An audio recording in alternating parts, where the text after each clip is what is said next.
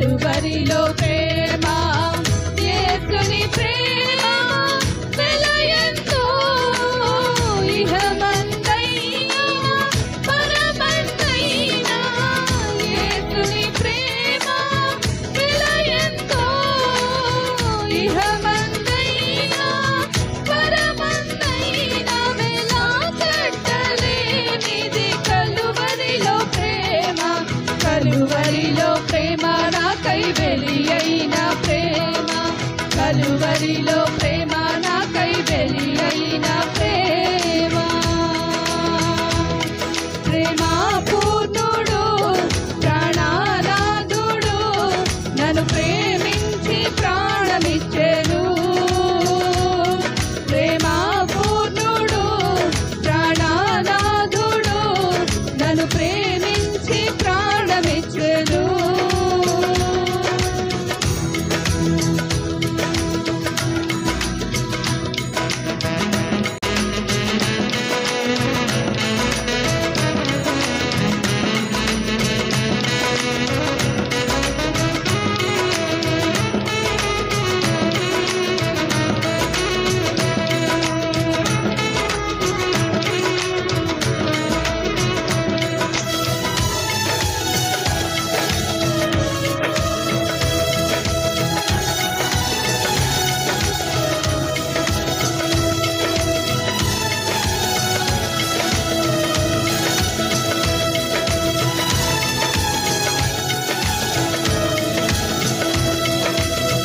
మరణము కంటే బలమైనది పునరుత్థాన ప్రేమ మరణపు ముల్లును విరచినది బలమైన ప్రేమ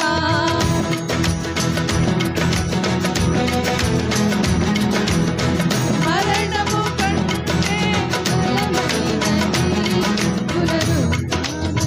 మరణము కంటే బలమైనది పునరుత్థాన ప్రేమ మరణపు ముల్లును విరచినది బలమైన ప్రేమ రక్తము కాచి రక్షణనిచ్చి ప్రాణము పెట్టి పరముకు చేసి రక్తము కాచి రక్షణనిచ్చి ప్రాణము పెట్టి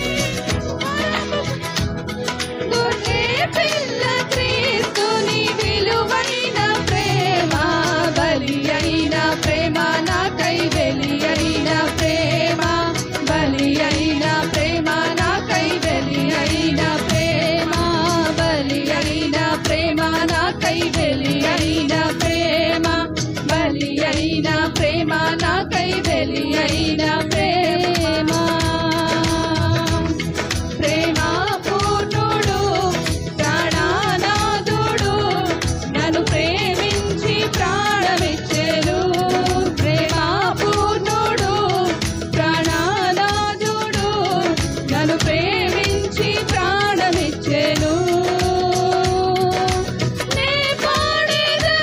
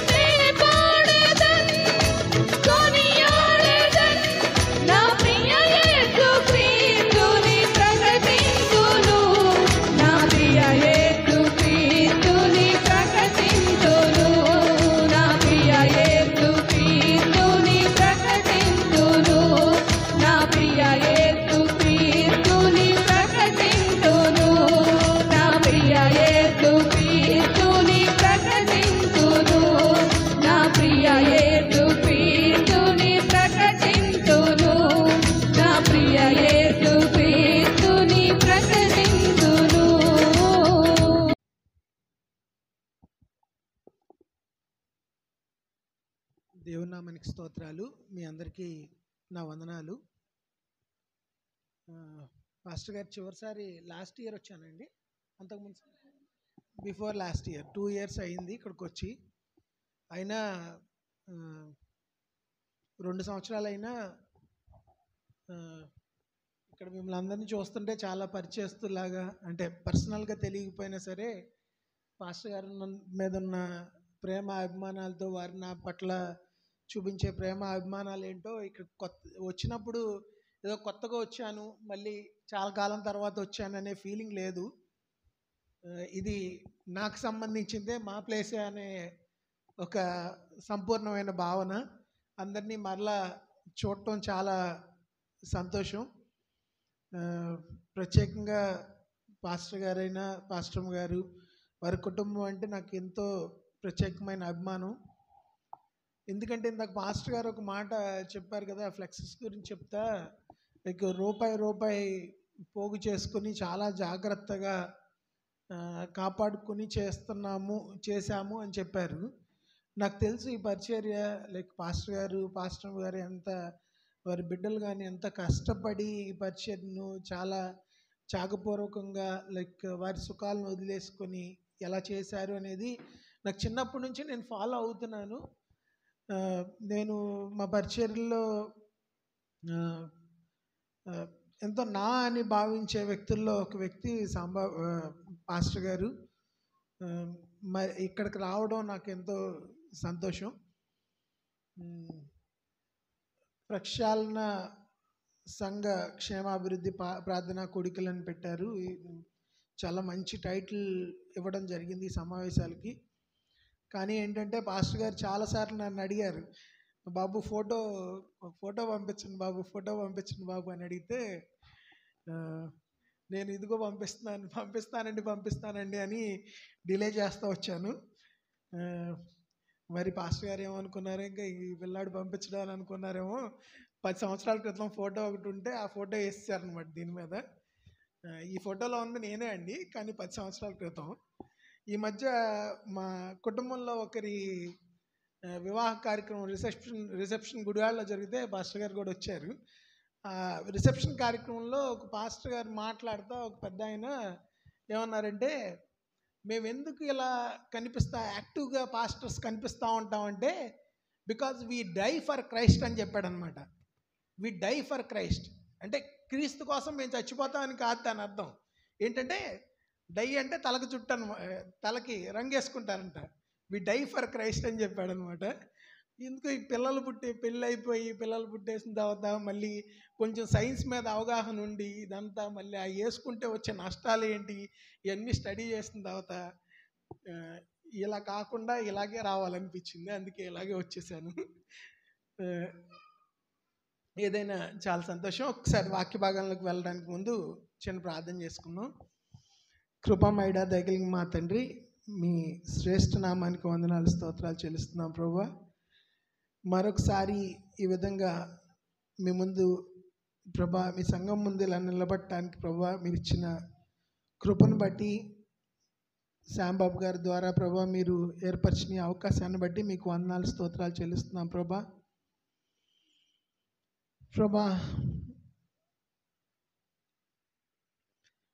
మీ సన్నిధిలో ఇక్కడ నిలబడి ఉన్నాను ప్రభా. నాకైతే ఏ అర్హత లేదు తండ్రి, కానీ అర్హత లేని వారిని సైతం ప్రభు, అల్పుల్ని సైతం ప్రభు వాడుకునే దేవుడు ఒక తండ్రి నువ్వు. దయచేసి ప్రభా నీ సంఘం ముందు, పరిశుద్ధుల సహవాసం ముందు ప్రభా నేను నీ మాటలు మాట్లాడబోతుండగా ప్రభా, దయచేసి ప్రభా నాతో మాతో మా అందరితో మాట్లాడి ప్రభా ఈ ప్రక్షాళన సంఘ క్షేమాభివృద్ధి కోరికల్లో ప్రభా మేము ఏ విధంగా ప్రభా ఉండాలి అని మీరు కోరుకుంటున్నారో ఆ విధంగా మమ్మల్ని మేము మలుచుకోవడానికి ప్రభా మీ వాక్యం ద్వారా మాకు కృప చూపించమని వేడుకుంటూ యేసుక్రీస్తు వారి శ్రేష్ఠ నామములో ప్రార్థించి బ్రతిమాలి వేడుకుంటున్నాం పరమ తండ్రి, ఆమేన్. యేసుక్రీస్తు ప్రభు వారు చెప్పిన ఉపమానాల్లో నాకు ఎంతో ఇష్టమైన ఉపమానం ఈ ఉపమానం. ఇది అందరికీ తెలిసిందే కదండి, అందరు విన్న ఉపమానం అనేది, అవును కదా. నాకు గుర్తు ఏంటంటే 2017 సంవత్సరం డిసెంబర్ 17వ తారీఖు అనుకుంటా ఇదే వాక్యాన్ని తీసుకుని ఒక వర్తమానాన్ని అందించాను నేను గుడివాడ సంఘంలో. అప్పుడు నా వర్తమానాన్ని నేను అందించడానికి ముందు శాంబాబు గారు ప్రార్థన చేశారు. అది నాకు ఇప్పటికీ గుర్తుంది. 2017 సంవత్సరం 18వ సంవత్సరం అనుకుంటా, 17వ తారీఖు డిసెంబర్. నాకు అది ఇప్పటికీ గుర్తుంది. So this is one of my favourite passages అన్నమాట. చాలా అద్భుతమైన, మనకు కావాల్సిన ఎంతో గొప్ప అద్భుతమైన సందేశం ఉంది. ఈ కోణాన్ని దీనిలో ఈ వాక్యంలో ఎంతో గొప్ప కోణం ఉందన్నమాట. జనరల్గా మనం ఆ కోణాన్ని మనం చూడం, కానీ ఈరోజు మీ ముందు దాన్ని ఉంచుదామని నేను ప్రయత్నం చేస్తాను. ఏమంటారండి ఈ ఉపమానాన్ని? ఏమంటారు? తప్పిపోయిన కుమారుడు, తప్పిపోయిన కుమారుడికి సంబంధించిన కథ అని అంటాం. కరెక్టే కదా? తప్పిపోయిన కుమారుడికి సంబంధించిన కథ. ఒక్క కుమారుడేనా, ఇద్దరు కుమారులా? ఎంతండి? ఒక్క కుమారుడా, ఇద్దరు కుమారులా? ఒకరు తప్పారా, ఇద్దరు తప్పారా? ఒకరే తప్పారా? సరే, ఎవరు తప్పారో చూద్దాం. మనం ఈ ఉపమానంలో మనం చూసినట్లయితే ముఖ్యంగా 3 క్యారెక్టర్స్ ఉన్నాయి ఇక్కడ. ప్రధానమైన క్యారెక్టర్స్ 3 అన్నమాట. ఎవరెవరండి వాళ్ళు? 1 తండ్రి, 2 పెద్ద కుమారుడు, 3 చిన్న కుమారుడు. ఇక్కడ చూసినట్లయితే చెప్పాం కదా, ఒక మనుషుడు ఉన్నాడు, ఒక తండ్రి ఉన్నాడు. ఆ తండ్రికి 2 కుమారులు ఉన్నారు, పెద్ద కుమారుడు, చిన్న కుమారుడు. వాళ్ళ చిన్నవాడు ఏమన్నాడంట? తండ్రి, నీ ఆస్తిలో నాకు భాగం ఇమ్మని తండ్రిని అడిగాడంట.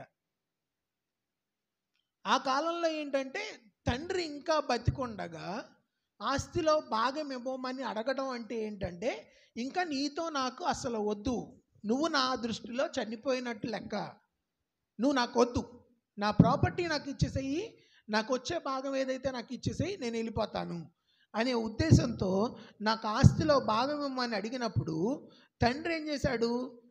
నాకు తెలిసి తండ్రిని చాలా చిరాకు పెట్టించు ఉంటాడు.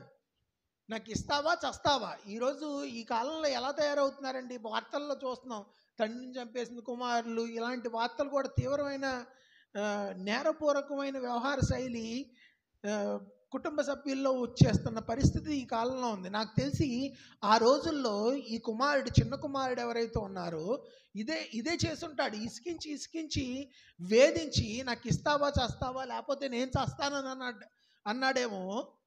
అది భరించలేక తండ్రి ఆస్తిలో తను బ్రతుకుండగానే తండ్రి ఈ చిన్న కుమారుడికి తన భాగాన్ని ఇచ్చేశాడు.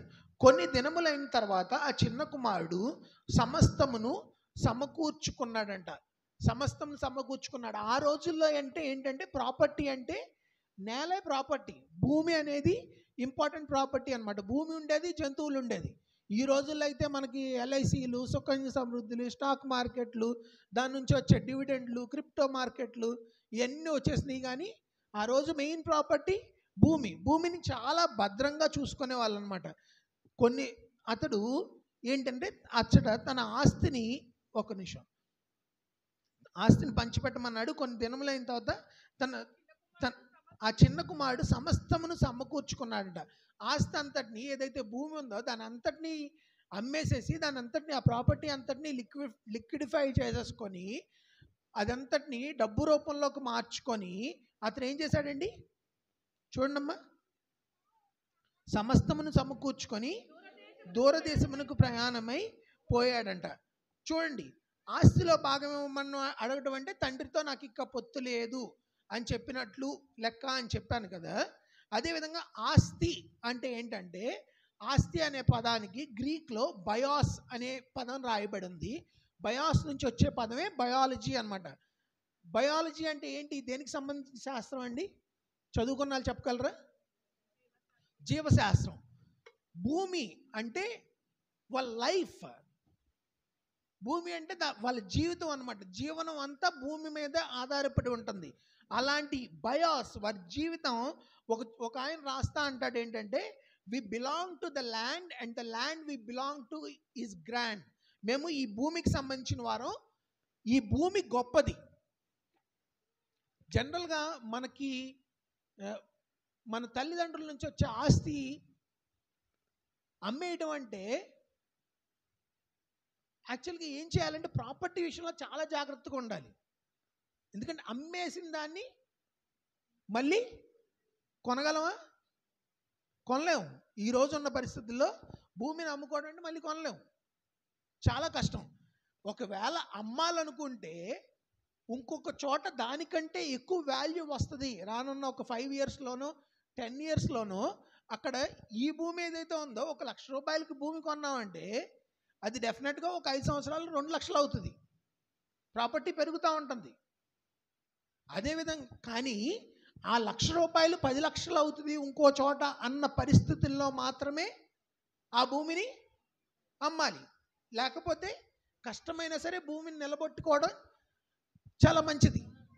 ఇతను ఏం చేశాడు? అతనికి వచ్చే భూమి, అతనికి వచ్చే ఆస్తి ఏదైతే ఉందో దాన్ని అంతటినీ తీసుకొని దాన్ని డబ్బులకి రూపంలో మార్చేసేసి ఇంకో చోట అక్కడ ఇన్వెస్ట్ చేశాడండి. వెళ్ళి ఏం చేశాడండి?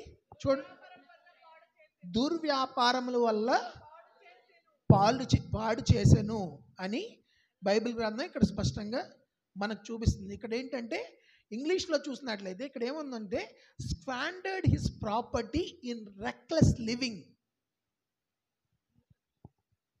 ఏంటంటే రెక్లెస్ అంటే పాస్టర్ గారు చెప్తున్నారు, నిర్లక్ష్యం చేసి పాడు చేశాడు దాన్ని. దుర్వ్యాపారం కాదు, లిటరల్గా ఇక్కడ మీనింగ్ ఏంటంటే ఏంటండి? దుర్వ్యాపారం కాదు, దుర్వ్యాపారం కాదు. ఇంకోటి తర్వాత ఇంకోటి ఏదో వస్తుంది, ఎవరైనా చెప్పగలరా? దుర్వినియోగం ఓకే. ఇంకొకటి దురుద్దేశం కూడా కాదు, కాదు,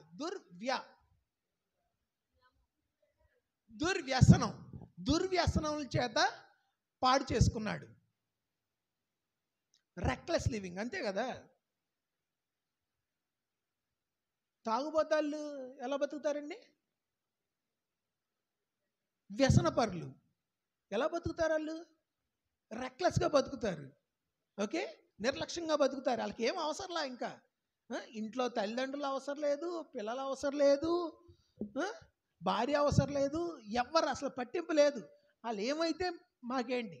ఓకే, కానీ ఈ వ్యసనానికి బానిస అయిపోయాడు ఇంకా. So that's life for some people.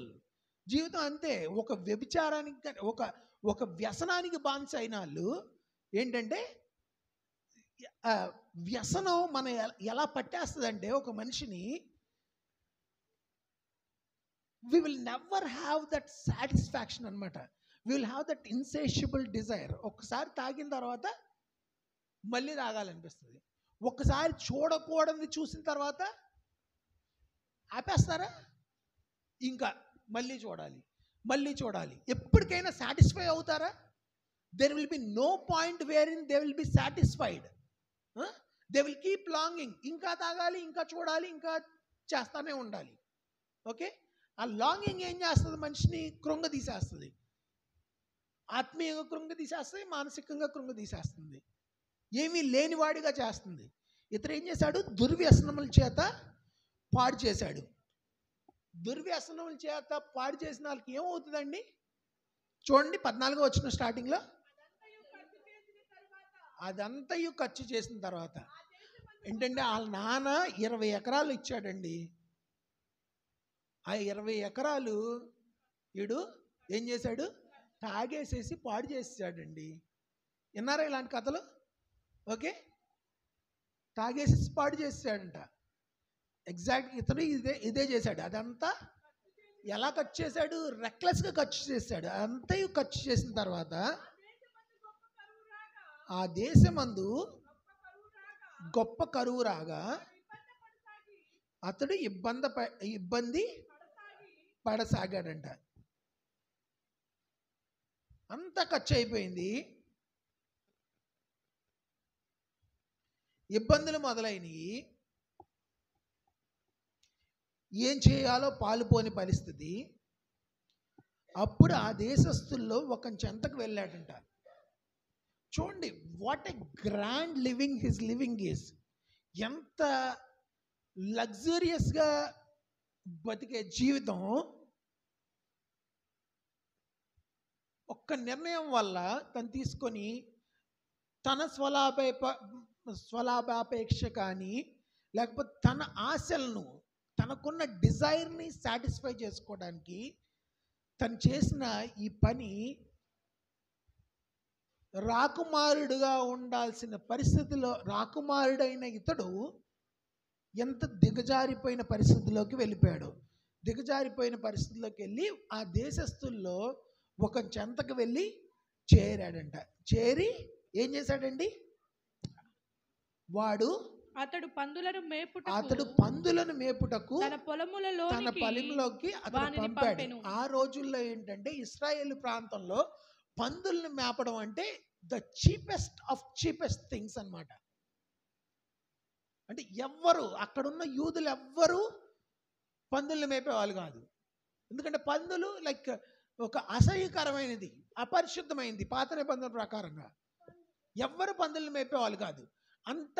ఎంత దిగజారిన పరిస్థితిలోకి వెళ్ళిపోయాడంటే చివరిని పందుల్ని మేపే పరిస్థితిలోకి అతను వెళ్ళిపోయాడు. ఆ యజమాని తన పొలంలో పందుల్ని మేపడానికి అతను పంపించాడంట. వాడు పందుల్ని తిను పొట్టుతో తన కడుపుకొని నింపుకొన ఆశపడ్డాడు. కానీ ఏ పరిస్థితుల్లో అసలు ఇలా ఆశపడి ఉంటాడు చెప్పండి? అంటే ఎంత దిగజారిపోయిన పరిస్థితిలో ఉంటే పందులు తిని పొట్టు తినాలని చెప్పి అనుకుంటాడు. ఇంగ్లీష్లో ఒక పదం ఉంటుంది, డెస్పరేషన్ అని. డెస్పరేషన్ అంటే ఏంటో చెప్పగలరా? ఎవరిని చదువుకున్నారు? డెస్పరేషన్ అంటే ఏంటండి? డెస్పరేషన్ అనే పదానికి తెలుగు నిఘంటు ఒక దానిలో ఏమనుందంటే ప్రమాదమును సైతము లెక్క చేయని సాహసము అని రాయబడి ఉందన్నమాట. ఇతడేంటి పందులు తినే పొట్టు తింటే ఏమవుతుందండి? ఏమవుతుంది? అది ప్రమాదకరమా కాదా? ఎంతో ప్రమాదకరం అది. కానీ అది కూడా తినడానికి సాహసం చేద్దాం అనుకున్నాడంటే ఎంత దయనీయమైన దుర్భరమైన పరిస్థితుల్లోకి ఇతడు దిగజారిపోయాడో చూడండి. పందులు తినే పొట్టును తినడానికి, దాంతో కడుపు నింపుకోవడానికి ఆశపడ్డాడు. కానీ ఎవడును వానికేమీ ఇయ్యలేదు. వానికి ఏమీ ఇవ్వలేదంట. ఎటువంటి పరిస్థితుల్లో అండి ఇది? అతని ఇంట్లో నుంచి బయటకు వచ్చేసాడు, ఆస్తి అంతా పాడు చేస్తాడు. పాడు చేసిన తర్వాత ఏంటి కనిపిస్తుంది కదా, కొన్నిసార్లు ఒక బాధ కలిగిన తర్వాత దానిపైన ఇంకొక బాధ కలుగుతుంది. లైఫ్ అంతే. కొన్నిసార్లు ఏంటంటే we go through troubles upon troubles and troubles again. కొన్నిసార్లు జీవితం రకరకాలుగా మనం మలుపులు తిప్పుతూ ఉంటుంది. ఇప్పుడేంటి ఈ సమస్య కలిగింది, ఒక 2 రోజుల క్రితమే ఈ సమస్య కలిగిందండి, తర్వాత మళ్ళీ ఈ బాధ మొదలైంది, మళ్ళీ దానిపైన ఇంకోటి మొదలైందండి అని చెప్తాం. ఒక తెలుగులో ఒక సామెత అంటారు, గోరు చుట్టుపై రోకటి పోటు అంటారు కదా. ఆ టైప్లో అంతా ఖర్చు పెట్టేశాడు. గోరు చుట్టుపై రోకటి పోటు లాగా ఏంటంటే కరువు అనేది వచ్చింది. కరువు అనేది వచ్చిన తర్వాత అతడు ఆ దేశస్తుల్లో ఒక చెత్తకు చేరాడంట. పందులు తినే పొట్టు తినడానికి ప్రయత్నం చేశాడు. అది కూడా దొరకని పరిస్థితి ఏర్పడింది. అది కూడా దొరకని పరిస్థితి ఏర్పడినప్పుడు అప్పుడు ఏం జరిగిందండి? బుద్ధి వచ్చినప్పుడు అప్పుడేమొచ్చిందంట? బుద్ధి వచ్చిందంట. అంతా పోయింది. Everything is gone. అంతా దుర్వ్యసనాలతో నాశనం చేస్తాడు, అంతా పాడు చేస్తాడు. అప్పుడు బుద్ధి వచ్చింది. అప్పుడు మారుమనసు వచ్చింది. అప్పుడు గుర్తొచ్చాడు. ఎవరండి? తండ్రి గుర్తొచ్చాడు. అప్పుడు తండ్రి గుర్తొచ్చి తండ్రి దగ్గర తన స్టేటస్ ఏంటి, తండ్రి ఇంట్లో నా స్టేటస్ ఏంటి అనే విషయం అతను గుర్తొచ్చింది. అప్పుడు గుర్తొచ్చి ఏమంటున్నాడు? నా తండ్రి యొద్ద ఎంతో మంది కూలి వాళ్లకు అన్నము సమృద్ధిగా ఉన్నది, నేనైతే ఇక్కడ ఆకలికి చచ్చిపోవచ్చున్నాను, ఇక్కడ ఆకలితో చచ్చిపోతున్నాను. నాకు పందులు తినే పొట్టు తినటానికి కూడా కాని పరిస్థితి ఈరోజు ఏర్పడింది. నాకు అంత లగ్జూరియస్ లైఫ్, అంత ఏమంటారు లైక్ అంత బంగారం లాంటి బతుకుతున్న నాకు నేను ఇలాంటి పరిస్థితుల్లోకి, దయనీయమైన పరిస్థితుల్లోకి దిగజారిపోయాను అని బుద్ధి వచ్చి నేను ఆకలితో చచ్చిపోతున్నాను ఇక్కడ అనే విషయాన్ని జ్ఞాపకం వచ్చి అతను ఏమంటున్నాడండి, నేను లేచి నా తండ్రి యొద్దకు తను ఒక వెళ్ళి ప్రెజెంటేషన్ ప్రిపేర్ చేసుకుంటున్నాడు అనమాట. తండ్రి దగ్గరికి వెళ్ళి ఎలా మాట్లాడాలి, నేను ఏం మాట్లాడాలి తండ్రి దగ్గర అని చెప్పి ఒక ప్రెజెంటేషన్ ప్రిపేర్ చేసుకుంటున్నాడు. అయితే తండ్రి, నేను పరలోకమునకును విరోధముగాను నీ ఎదుటను పాపము చేసి నేను పరలోకం విరోధంగా పాపం చేశాను, నీకు వ్యతిరేకంగా పాపం చేశాను. చూడండి, ఇక్కడ ఒక వెర్టికల్ యాంగిల్ కనిపిస్తుంది, ఒక హారిజాంటల్ యాంగిల్ కనిపిస్తుంది. మనం జాగ్రత్తగా గమనించాల్సింది ఏంటంటే, మనం చేసే ప్రతి తప్పు, మానవుడు చేసే ప్రతి తప్పు, ఒక మనుషుడి పట్ల చేసే ప్రతి విధమైన తప్పు ఎవరి పట్ల చేసినట్లండి? ఎవరి పట్ల? మానవుడు ఒక మనుషుడి పట్ల చేసే ప్రతి తప్పు ఎవరి పట్ల? పైన ఉన్న దేవుని పట్ల తప్పు చేసినట్లు. యేసుక్రీస్తు ప్రభు వారి దగ్గరికి నడిపించాలి. మీకు ఏమైనా యేసుక్రీస్తు ప్రభు వారు కనిపిస్తున్నారండి ఈ ప్యాసేజ్లో?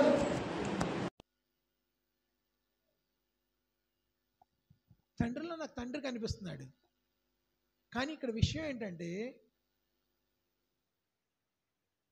నిజంగా తండ్రిని ప్రేమించే కుమారుడైతే ఈ కుమారుడు ఇంత ఆరగెంట్గా మాట్లాడ్డు కదా. ఇంత ఆరగెంట్గా ఆడి మీద ఇసిరేస్తావా, మళ్ళీ వస్తే మళ్ళీ తీసుకుంటావా, నాకేం చేసావు అని చెప్పి మాట్లాడ్డు కదా.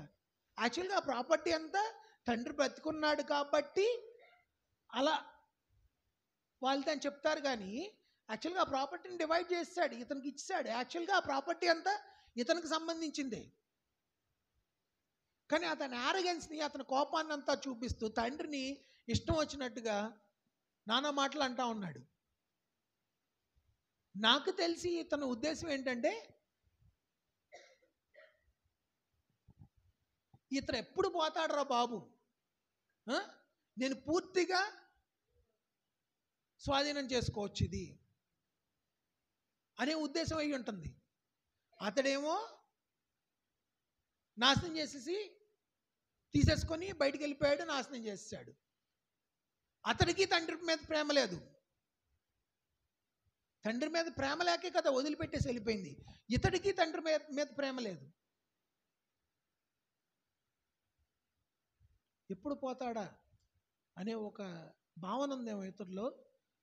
తండ్రిని అగౌరవంగా మాట్లాడుతున్నాడు. అంత సంబరం జరుగుతున్నప్పుడు సాధారణంగా అందరూ కూడుకుంటారు. పైగా ఇతను ఎక్కడున్నాడండి? ఇంట్లోకి వెళ్ళి పోటాడుతున్నాడా? బయట పోటాడుతున్నాడు. అంటే తండ్రిని, ఒక పెద్ద ఆయన్ని అగౌరవపరుస్తున్నాడు. ఇష్టం వచ్చినట్టుగా మాట్లాడుతున్నాడు తన సొంత తండ్రిని. ఇందాక చెప్పాం కదా, మొదట ఏం తొడిగిచ్చాడండి తండ్రి ఆ కుమారుడికి, చిన్న కుమారుడికి? ప్రశస్త వస్త్రాన్ని తొడిగించాడు. తర్వాత రెండోది ఉంగరం తొడిగించాడు. మూడోది చెప్పులు తొడిగించాడు. నాలుగోది క్రొవ్విన దూడను, చెప్పులు తొడిగించాడు, క్రొవ్విన దూడను వధించాడు. ఇవన్నీ ఈ నాలుగు ఎవరయ్యండి? ఈ నాలుగు ఎవరి? యాక్చువల్గా ఎవరికి చెందుతాయి ఈ నాలుగు?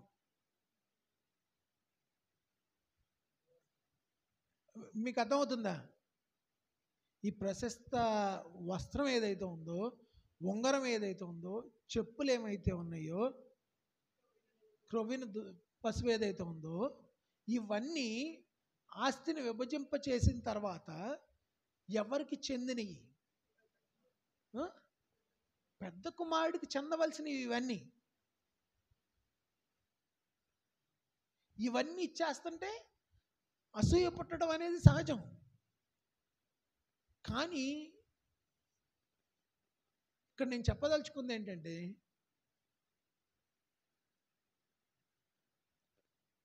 అతడు దుర్వ్యసనముల చేత, దుర్వ్యాపారం చేత మొత్తం పాడు చేశాడు. మన స్థితి, మానవుడి స్థితి ఏంటంటే, పాపమునకు బానిసై, పాపముకు దగ్గరై, తన ఆత్మీయ జీవితాన్ని నాశనం చేసుకొని ఏ పరిస్థితుల్లోనూ ఒక డెస్పరేట్ పరిస్థితిలోకి వెళ్ళిపోయిన తర్వాత మరలా తండ్రి దగ్గరకు వచ్చే పరిస్థితి లేని పరిస్థితుల్లో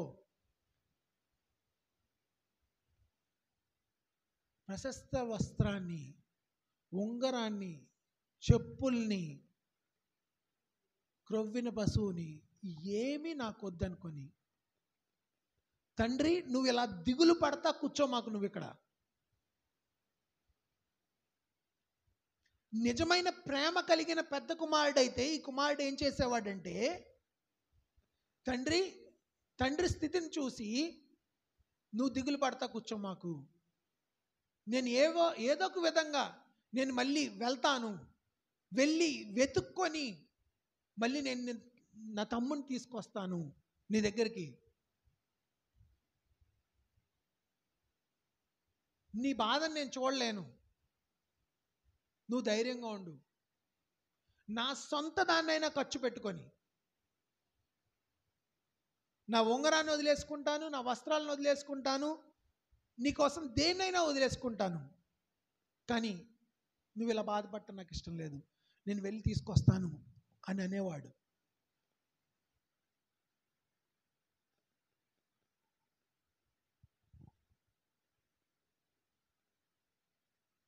కానీ యేసుక్రీస్తు ప్రభువారు కుమారుడైన దేవుని కుమారుడు అనే యేసుక్రీస్తు ప్రభువారు, తండ్రి కుమారుడైన యేసుక్రీస్తు ప్రభువారు, తనకి సమస్తము ఉంది, ఎవ్రీథింగ్ బిలాంగ్స్ టు హిమ్, సమస్తమును ఆయన ద్వారా కలిగాను, ఆయన లేకుండా ఏది జరగలేదు, కానీ సమస్తాన్ని వదిలిపెట్టేసుకున్నాడు. I don't want all these honours. నువ్వు సృష్టించిన సృష్టి ఏదైతే ఉందో అది నీకు దూరంగా వెళ్ళిపోయింది, నీ మీద తిరుగుబాటు చేసింది, పాపంలోకి వెళ్ళిపోయింది.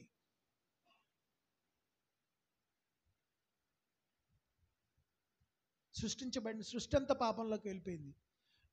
నాకు వై షుడ్ ఐ గో, నేను ఎందుకు వెళ్ళాలి అని కూర్చోలేదు.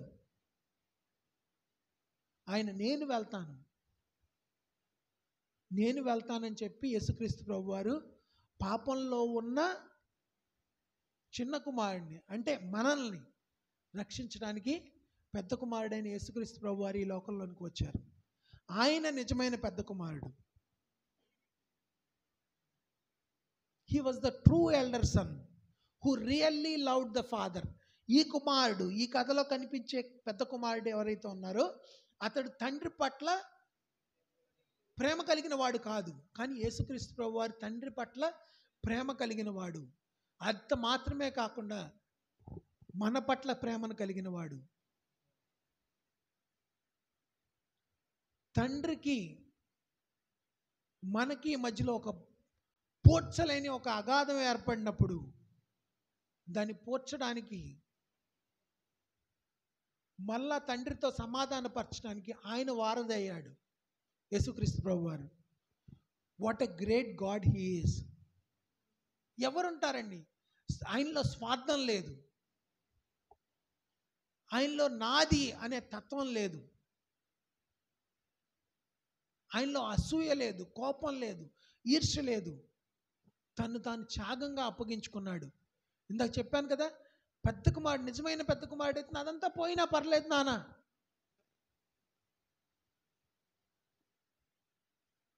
నా ప్రాణం పోయినా పర్లేదు, నేను ఆయన తీసుకొస్తాను అనేవాడు. కానీ యేసుక్రీస్తు ప్రభువారు చేసిన పని అదే. మనల్ని, ఆయన కుమారులైన మనల్ని మళ్ళీ తండ్రితో సమాధానపరచడం కోసం ఆయన ఈ లోకంలోనికి వచ్చి తను తాను రిక్తునిగా చేసుకున్నాడు. చూడండి, ఫిలిప్పీలకు రాసిన పత్రిక 2వ అధ్యాయం 6వ వచనం నుంచి, అందరికీ తెలిసిన వాక్య భాగమే.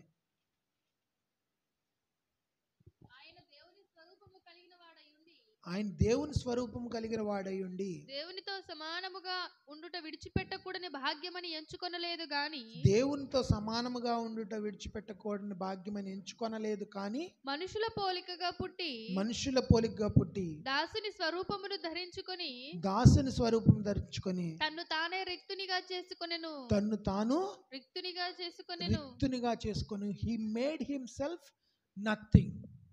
తను తాను రిక్తునిగా చేసుకున్నాడు. ఎందుకోసం అండి?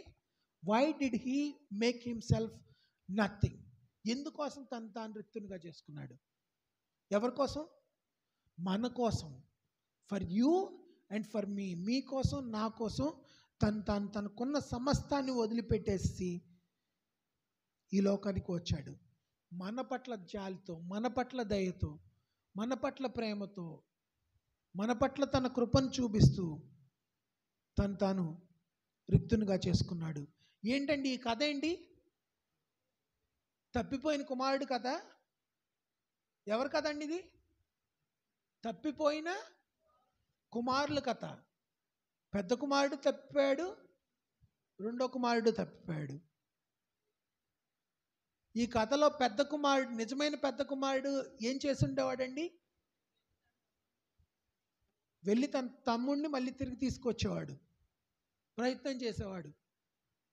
నిజమైన పెద్ద కుమారుడు ఎవరని చెప్పాము? యేసుక్రీస్తు ప్రభువారు తాను రిక్తునిగా చేసుకున్నాడు మన కోసం. ఈరోజు మన పరిస్థితి ఏ విధంగా ఉంటుంది? దేవునికి దూరం అయిపోయి ఉన్న పరిస్థితుల్లో మన కుటుంబ సభ్యులు కానీ, మనం కానీ ఆ చిన్న కుమారుడు లెక్క మన వ్యవహార శైలి ఉంటుందా? లేకపోతే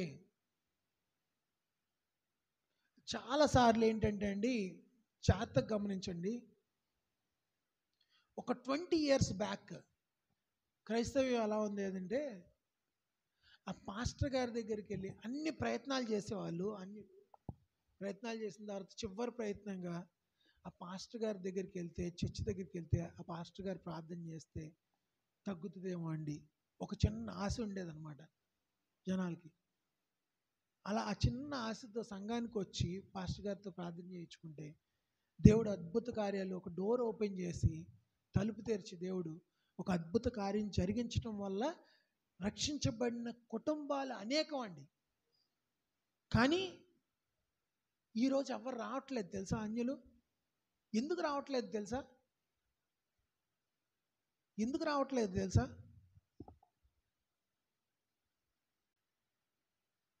ఆల్ బికాస్ ఆఫ్ అస్.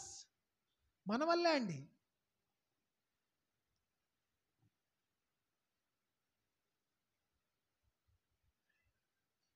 ఒక ఒక ఒక వాస్తవ సంఘటన ఒకటి ఉంటుంది. నేను ఇంతకుముందు ఇక్కడ చెప్పానో లేదో నాకు గుర్తులేదు, కానీ చాలా సందర్భాలు చెప్పాను. ఐడా షెడర్ అని చెప్పి రాయ్ వెల్లూరు అని అంటాం కదా, వెల్లూరులో CMC Christian medical college hospital, దానికి సంబంధించిన హాస్పిటల్ ఒకటి ఉంది. చాలామంది విని ఉంటారు. వెల్లూరు హాస్పిటల్ అని చాలా ఫేమస్ హాస్పిటల్. దాన్ని స్థాపించిన వ్యక్తి పేరు ఐడా షెడర్ అనమాట. ఐడా షెడర్ చాలామందికి సేవలు చేస్తూ అక్కడ హాస్పిటల్ స్థాపించిన తర్వాత ఒకరోజు ఒక హిందూ వ్యక్తి వచ్చి అక్కడ ఒక సమస్యతో హిందూ వ్యక్తి వచ్చి అక్కడ జాయిన్ అయింది అనమాట హాస్పిటల్లో. తర్వాత ఒక ముస్లిం వ్యక్తి కూడా వచ్చి అక్కడ జాయిన్ అయింది హాస్పిటల్లో. ఆ హిందూ వ్యక్తి మెంటల్గా బిహేవ్ చేస్తూ ఉండేది. తను మైండ్ పోయి ఇష్టం వచ్చినట్టు అక్కడున్న డాక్టర్లను తిట్టడం, అక్కడున్న నర్సులను తిట్టడం, ఏది పడితే అది ఇసిరేయడం, ఇదంతా చూసిన తర్వాత అలా చేస్తూ ఉండేది అనమాట. తిక్కగా చేస్తూ ఉండేది. తిక్కగా చేస్తూ ఉన్నా సరే ఆ నర్సెస్, ఆ డాక్టర్స్, ఐడా షెడర్ ఇంకా ప్రేమ చూపిస్తూనే ఉండేవాళ్ళు ఆవిడ పట్ల. కొంతకాలం అయిన తర్వాత, ఇంతకాలం నుంచి మిమ్మల్ని చూస్తున్నానండి, మిమ్మల్ని ఎంత ఇసుకిస్తూ ఉన్నాను, తిక్కగా చేస్తూ ఉన్నాను, మిమ్మల్ని టార్చర్ పెడుతున్నాను, అయినా నా మీద మీకు కోపం రాదా అని అడిగిందంట. అడిగితే పక్కన ముస్లిం లేడీ అందంట, డోంట్ యు నో, నీకు తెలియదా, their God is slow to anger and abundant in love. ఏంటంటే తెలుగులో ఏముంటుందండి అది? కోప్పడటానికి నిదానించేవాడును అధికంగా ప్రేమించేవాడు వాళ్ళ దేవుడు. అందుకే వాళ్ళ కోపం రావట్లేదు. ముస్లిం ఆవిడ చెప్పిందంట. ఆ తర్వాత దాన్ని చూసి ఆ హిందూ ముస్లిం ఇద్దరు తర్వాత వాళ్ళ ప్రేమను చూసి రక్షించబడ్డారు. ఇలాంటి సంఘటనలు కోకొల్లలుగా ఒక 2 దశాబ్దాల క్రితం జరుగుతూ ఉండేది. కానీ సామాజిక పరిస్థితులు ఇవన్నీ మార్పు ఎప్పుడైతే వచ్చిందో, మనుషుల్లో ఎప్పుడైతే అసూయలు, ఈర్ష్యలు, నా అనే తత్వం ఎప్పుడైతే డెవలప్ అవడం మొదలుపెట్టిందో, అప్పటి నుంచి స్వార్థం ఎప్పుడైతే మొదలైందో, అప్పటి నుంచి క్రైస్తవులని చెప్పుకునే వాళ్ళల్లో ఇతరులు క్రీస్తుని చూడలేకపోతున్నారండి. పెద్ద కుమారుడి తత్వం అనేది క్రైస్తవుల్లోకి వచ్చేసింది.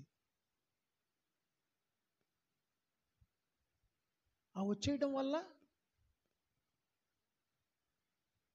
మనం రిక్తునిగా చేసుకోలేకపోతున్నాం, మనం తగ్గించుకోలేకపోతున్నాం.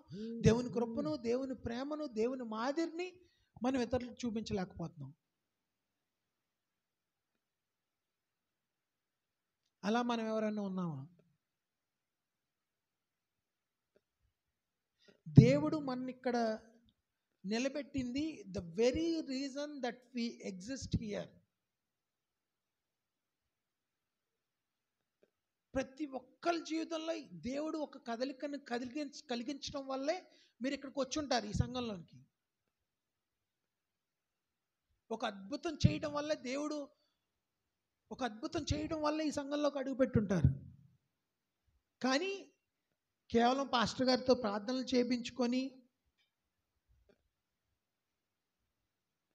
దేవుని ఆశీర్వాదాలు పొందుకోవడానికి మాత్రమే మనం ఇక్కడ ఉన్నామా? దేవుని నుంచి కేవలం మనం పొందుకోవడానికి మాత్రమే ఉన్నామా? లేకపోతే దేవుని కోసం మనం అప్పగించుకొని దేవుని మాదిరిని మనం ఇతరులకు చూపించడానికి మనం ఉన్నామా? ఈ సంఘంలో ఆలోచించుకోవాల్సిన పరిస్థితి. ఈ ప్రక్షాళన సంఘ క్షేమాభివృద్ధి ప్రార్థనా కూడికలు దేనికోసం అండి? మనం ప్రక్షాళన చేసుకోవడానికి. దేవా, నీ తత్వం నాలో ఉందా లేదా? దేవా, నీ పోలిక నాలో ఉందా లేదా? నీ త్యాగగుణం నాలో ఉందా లేదా? నీకున్న జాలి కరుణ నాలో ఉందా లేదా? అయ్యా, నేను నిన్ను చూపిస్తున్నానా లేదా? am I showing you? ఎదుటి వాళ్ళు నన్ను చూసినప్పుడు are they seeing you in me and through me? వాళ్ళు నన్ను చూసినప్పుడు నా ద్వారా నిన్ను చూస్తున్నారు లేదా?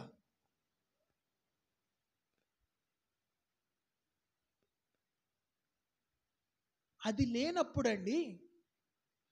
లేనప్పుడు if others are not seeing Christ through our lives, క్రీస్తును మన జీవితాల ద్వారా చూడనప్పుడు మనం క్రైస్తవులం కాదు. We are not Christians. There is no difference from us from the world. లోకానికి మనకి డిఫరెన్స్ లేదు. ఈరోజు కొన్ని సంఘటనలు అసలు వింటున్నప్పుడు చాలామంది దైవదాసులు ధనమే సర్వం మంచు, సుఖమే స్వర్గం మంచు, తండ్రిని వీడెళ్ళిపోయాడు ఒకతడు. ఇంకొక అతడు అది నాదిగా, ఈ తండ్రి ఎప్పుడు పోతాడో అని అనుకున్నాడంట.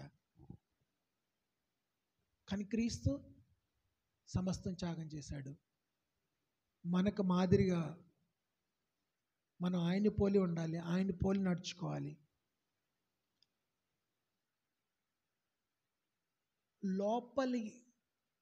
లోపలి వాళ్ళగా కనిపిస్తూ బయట వాళ్ళగా ఉంటున్నామా?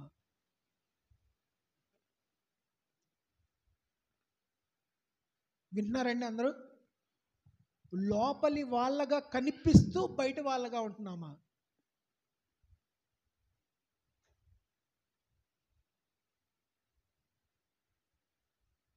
దేవుడు లోపలికి తీసుకొచ్చాడండి.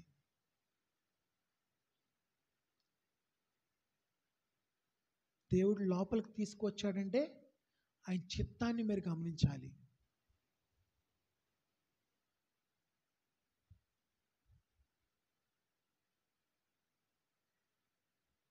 The chief end of man is to glorify God. మనుషుడి యొక్క జీవితపు ప్రధాన ఉద్దేశం, లక్ష్యం ఆయన మహింపరచడం. అది లేదనుకోండి, there's nothing.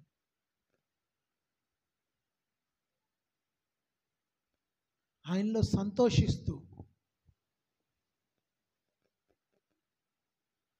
చచ్చిన బతుకుల్ని మళ్ళీ కడదాం. చచ్చిన బతుకుల్ని మళ్ళీ కట్టడానికి ఒక నిర్ణయం చేసుకుందాం. తప్పిపోయిన వారిని మళ్ళీ దొరికించడానికి, మళ్ళీ తండ్రి దగ్గరికి తీసుకురావడానికి మనం కంకణం కట్టుకుందాం. మనం ప్రక్షాళన చేసుకుందాం. దయచేసి అందతాలు వంచిన ప్రార్థన చేసుకుందాం.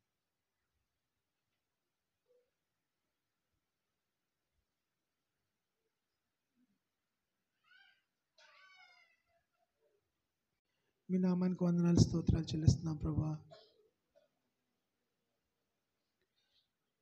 ప్రభా, విత్తబడిన వాక్యము ప్రభా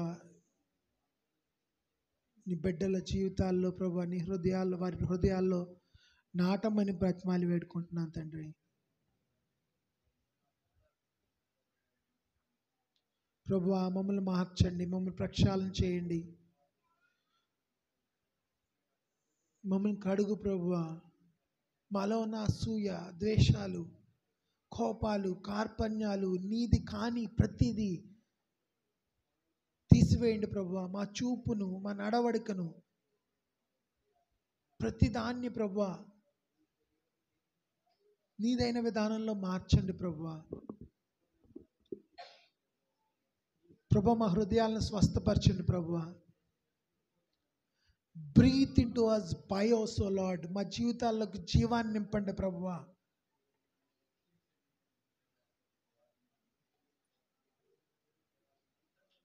నీ ప్రేమను, నీ కృపను ప్రభా, నీ జాలిని తృణీకరిస్తూ చనిపోతున్న మా జీవితాలను ప్రభువా మరలా జీవాన్ని కలుగు చేయి ప్రభువా. బ్రతికించమని బ్రతిమాలుతున్నాం ప్రభువా.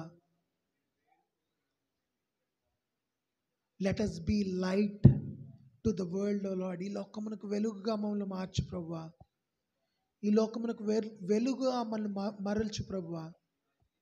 అనేక మంది నశించిపోతున్న వారి కోసం ప్రభువా మేమేం చేయాలి?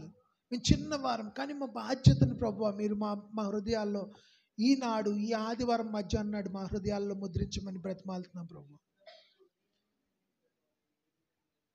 మీరే మహిమ తెచ్చుకోండి ప్రభువా మా జీవితాల ద్వారా. ముందున్న కార్యక్రమం అంతట్లో మీరే మాకు తోడుగా ఉండి నడిపించి బలపరచమని, ఇంకా జరగవలసిన ఈ కార్యక్రమాలన్నీ ప్రభా నీ నామానికి మహిమకరంగా జరగడానికి మీరు సహాయం చేయమని వేడుకుంటూ యేసుక్రీస్తు వారి శ్రేష్ఠ నామములో ప్రార్థించి ప్రతిమాలు వేడుకుంటున్నాం పరమ తండ్రి. ఆమేన్.